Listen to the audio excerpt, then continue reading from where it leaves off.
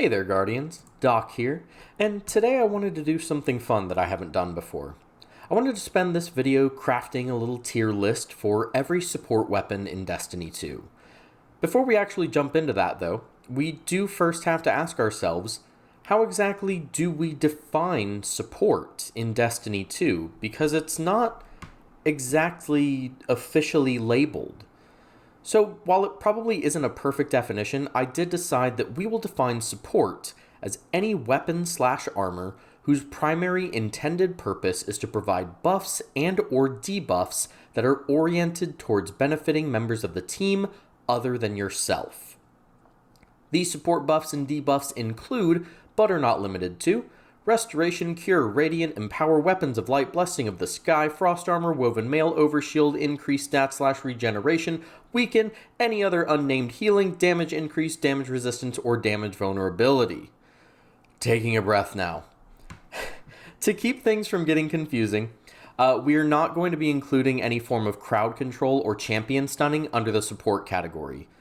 There are already a pretty large amount of CC sources in the game, and these are more often than not used offensively rather than to support teammates.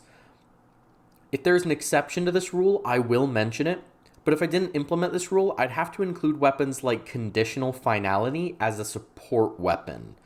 I think you can see the problem there. I also will not be including weapons that require specific perks to become support-oriented, since they can vary so wildly in their effectiveness. Don't get me wrong, I love Heal Clip and Blinding Grenade Launchers as just as much as the next guy, okay? But it's just easier this way. I may end up doing a separate video for perks and origin traits later down the line though, so do stay tuned for that. And finally, these support weapons will be judged on their own merits, and we will assume they are not paired with any specific builds or armor pieces. In the footage, you'll see I just threw together some prismatic build. It really isn't that good and doesn't really pair well with any particular weapons, because we wanted to rate these weapons on their own, by themselves. Okay, I think that about covers the ground rules. Let's just go ahead and get into the rankings. So we're just going to go down the list in alphabetical order, and starting from the top, we have Alethonym. So Alethonym has made a couple appearances on the channel at this point already, so I already had a pretty good idea of where I wanted to put it when I started this list. I think we can comfortably put Alethonym in B tier. It's got a few things going for it. It does decent damage, it's a primary grenade launcher, which we don't have a whole lot of, and it's extremely versatile. You can slap this thing on just about any build, any subclass, etc., and get a pretty good amount of value of it. If you've been around on the channel for a while, you probably know the reason it's not higher. I just don't think ammo generation is enough of a necessity to justify using this over one of the higher rated weapons. That being said though, ammo generation certainly isn't unwelcomed, especially in longer raid and dungeon encounters. I think overall, it's a perfectly solid support weapon that's versatile and strong, and it just gets outshined by the things that are ranked above it. Next, we have Deterministic Chaos. So I'm actually going to put Deterministic Chaos in the C tier. Hold on, don't freak out just yet. Don't rush to the comments, let me explain myself. When you use it and really think about it, the problem isn't the weapon itself. Deterministic Chaos is a mediocre weapon, and it could use a bigger mag and some reload speed, but it's not awful. The main issue with this weapon is that its support function is redundant. If you want to apply weakening to an enemy, why would I use this over Tractor Cannon or just some sort of other void thing that I have going on? Well, Tractor Cannon has really low range, I can hear you saying. Okay, if we need to weaken something at range, Divinity also already exists, with the added benefit that Divinity gives the crit spot and uses special ammo. Divinity is literally just a better version of Deterministic Chaos. I'll say it again. Deterministic Chaos isn't a bad weapon. It just doesn't offer anything that we can't get from better weapons. Next we have, Divinity. Divinity. How the mighty have fallen. Once upon a time, this would have been the easiest ranking on this list. Div would have actually had a separate tier of its own made specifically for it because it was truly the single most useful exotic in the entire game. This thing was pretty much required on every boss encounter. After a couple of substantial nerfs though, it has definitely fallen from its spot of you are literally throwing if you don't bring this thing. Though I will say, I am still going to place it in a solid A tier spot. It's a support weapon that is very useful in a number of encounters. The weakening effect, and crit bubble make fast moving targets or small hitboxes much easier to deal damage to. I mean, what more can I say about Div that hasn't already been echoed by the community? Div is Div, and it will always have a place in our support loadouts. Next, we have Edge of Action. Okay, the exotic glaives are up next. The Hunter exotic glaive isn't a support weapon, so we're going to look at the Titans first and then the Warlocks. I'll just go ahead and throw Edge of Action in C tier. A lot of people might be scratching their heads, like with Deterministic Chaos, wondering why this thing isn't in D tier. The only reason this beats out Intent is because the mini bubble is actually not terrible. While it does take a second to pull out, it can be a decent panic button that can give an ally or yourself a little bit of breathing room. While I don't think that I'd ever waste my exotic slot on this thing, it's actually not the worst way to support your team. Now, Edge of Intent? This is the worst way to support your team. I want this thing to be good. I really do. I'm the healer guy. Of course I want it to be good. The main issue that I have with it is that unless, the usefulness you manage to get out of this thing is even slower than Edge of Action, unless, they buff the actual ability to put the healing grenade or healing turret, I should say, down on the ground. Unless they buff that, the usefulness you get out of this thing is even slower than Edge of Action.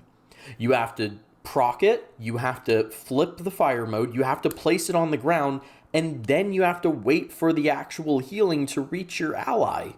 By the time that happens, they've probably already recovered all of their health. And the healing turret isn't bad. It's genuinely not bad. But if you're already on a Warlock, why not just use the Speaker's Sight helmet for a much better version of this exotic? However, this option does exist nonetheless if for some reason you are not using Speaker's Sight, which is one of the best exotics in the game right now.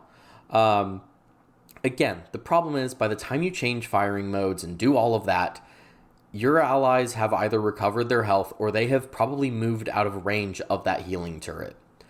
I really, really want to like this thing, but it just can't compete with literally any other source of healing that we have in the game at the moment.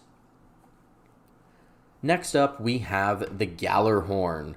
Oh my gosh, arguably one of the most popular weapons in the entire franchise. Galley has always had a place in the hearts of many, and I'm happy to say that even as of today, the Gjallarhorn is still a very solid A-tier weapon. This thing does good damage on its own, but the wolf pack rounds that it provides to teammates makes this thing a perfect weapon for my supports who still want to play a little bit more aggressively. You could probably argue an S-tier spot for Galley if I'm being completely honest, but as of this current episode, there just aren't that many people using rocket launchers. If we do see a return to rocket DPS meta, then I'd be more than willing to put it in S tier.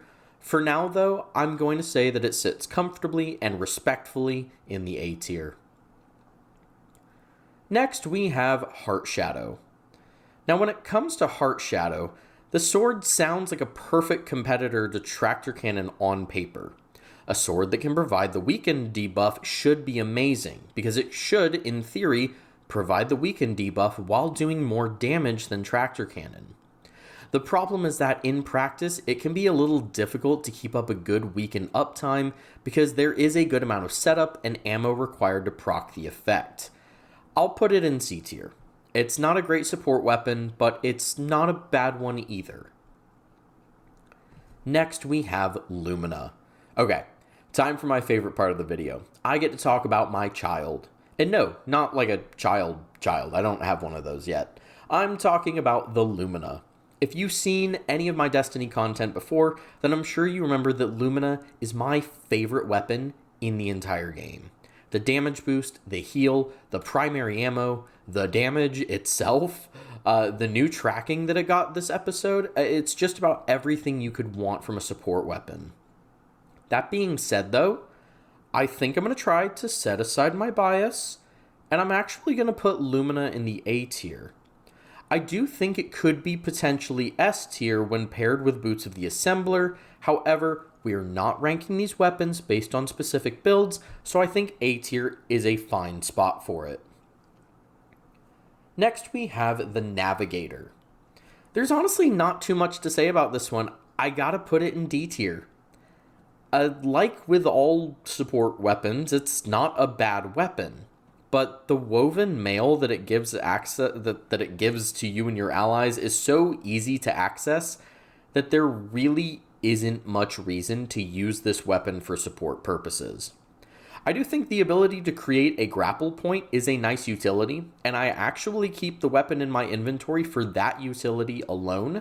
That being said though, I almost never see anyone running grapple these days, to be honest. So I can't even say that that utility is really useful for anyone other than ourselves. Unfortunately, Navigator, sorry, you gotta go in the D tier. And now, on the complete opposite end of the spectrum, we have No Hesitation. The only legendary weapon on this entire list, and arguably the single best support weapon in the entire game right now. This is, by far, the easiest S tier on this list. While I did mention that we wouldn't be including randomly rolled perks and origin traits for consistency's sake, No Hesitation's support function actually comes from its frame, known as the support frame auto rifle. This means that theoretically, any future support frame autos should function pretty much the same.